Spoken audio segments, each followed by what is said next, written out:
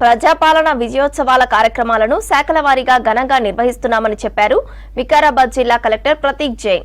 ఇందులో భాగంగా వికారాబాద్ జిల్లా ఎన్నపల్లి చౌరస్తా నుంచి ఎన్టీఆర్ చౌరస్తా వరకు 2K రన్ కార్యక్రమాన్ని నిర్వహించారు.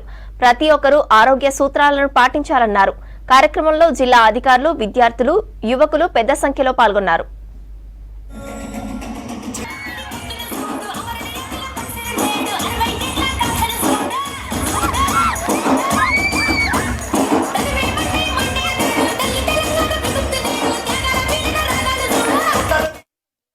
ప్రభుత్వం గౌరవ ముఖ్యమంత్రి గారి ప్రభుత్వం వచ్చి ఏడాది కంప్లీట్ అయింది.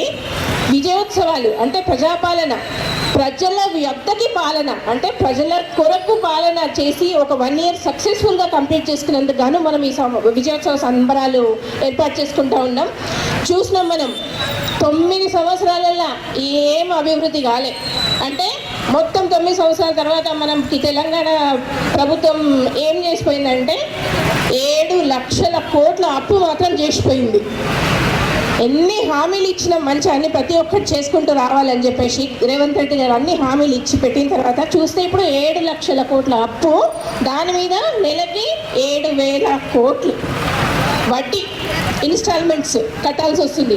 అయినా కానీ రేవంత్ రెడ్డి గారు మొత్తం అంతా తన భుజాల మీద వేసుకొని 2 లక్షల రుణమాఫీ రైతులకి ఏకకాలంలో చేసినారు. భారతదేశంలో ఏదైనా గవర్నమెంట్ ఉందా అంటే ఏ గవర్నమెంట్ లేదు. కానీ ప్రతిపక్షాలు ఎట్లా బదనాం చేస్తున్నాయంటే వీళ్ళు వచ్చిన సంవత్సరం అయింది, ఏం చేస్తలేరు. ప్రతి ఒక్కటి చేసుకుంటూనే వస్తున్నారు, కానీ టైం పడుతుంది. ఎందుకు టైం పడుతుంది? మొత్తం ఖజానా ఖాళీ ఉంది.